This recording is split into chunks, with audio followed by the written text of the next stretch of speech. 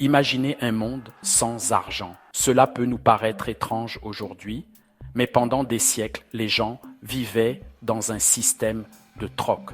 Cela signifiait échanger directement des biens et des services.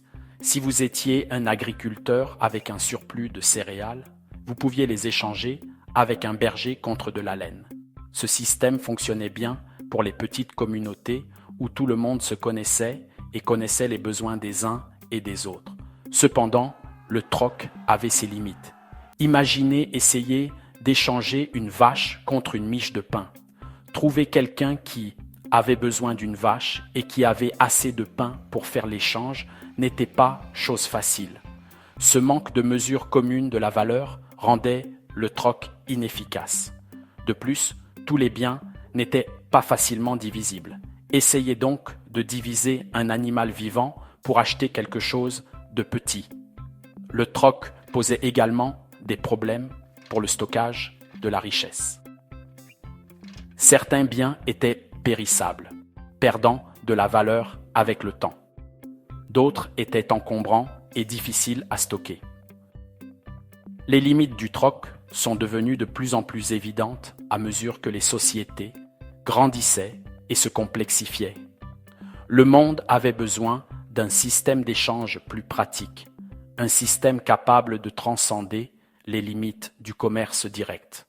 La nécessité, comme on dit, est la mère de l'invention. Au fur et à mesure que le commerce fleurissait et que les sociétés évoluaient, le besoin d'un moyen d'échange plus efficace se faisait sentir.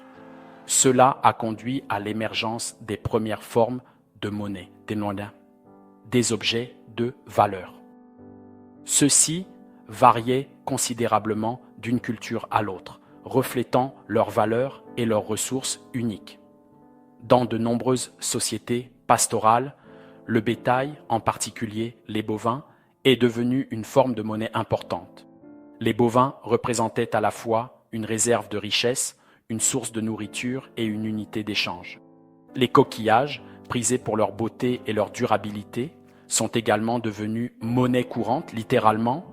Les coris, en particulier, étaient largement échangés à travers l'Afrique, l'Asie et certaines parties de l'Europe. Leur petite taille et leur relative uniformité en faisaient un moyen d'échange pratique. D'autres produits comme le sel, les perles, les outils et les armes ont également servi de monnaie dans différentes parties du monde. Ces premières formes de monnaie, bien qu'elles constituent un progrès par rapport au troc pur, présentaient encore des inconvénients. Leur valeur pouvait fluctuer en fonction de l'offre et de la demande. Elles n'étaient pas non plus toujours facilement divisibles ou transportables, ce qui entravait le commerce à grande échelle. Le décor était planté pour une révolution monétaire, une révolution qui allait changer le cours de l'histoire. L'invention du monnaillage a marqué un tournant dans l'histoire de la monnaie. Vers le 7e siècle avant J.C., dans le royaume de Lydie, l'actuelle Turquie, les premières vraies pièces de monnaie ont fait leur apparition. Ces premières pièces étaient généralement faites de liton.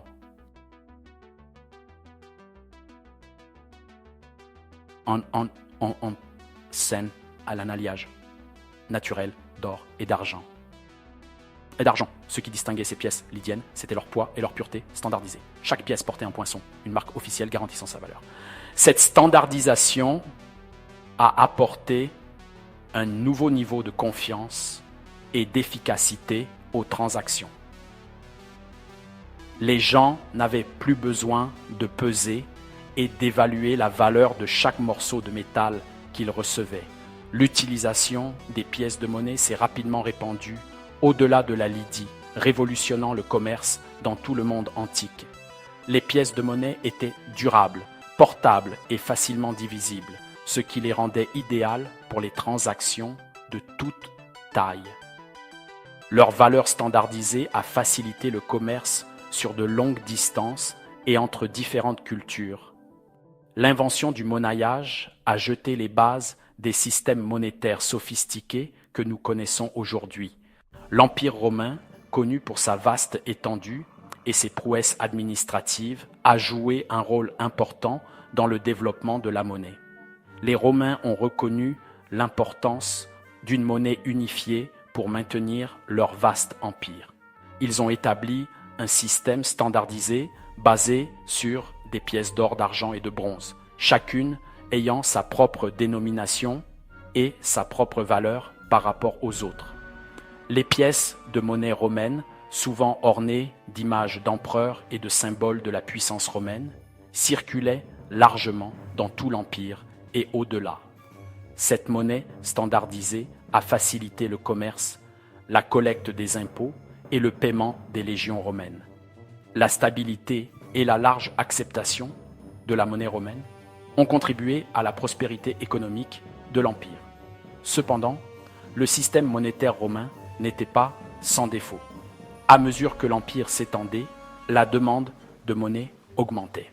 Pour financer leurs campagnes militaires et leurs ambitieux projets de construction, les empereurs romains ont parfois eu recours à la dévaluation de la monnaie. Cela signifiait réduire la teneur en métal précieux des pièces tout en maintenant leur valeur nominale. Si cette solution a permis de résoudre à court terme les problèmes financiers, elle a fini par entraîner l'inflation et l'instabilité économique. L'expérience romaine nous met en garde contre l'importance de maintenir l'intégrité d'un système monétaire.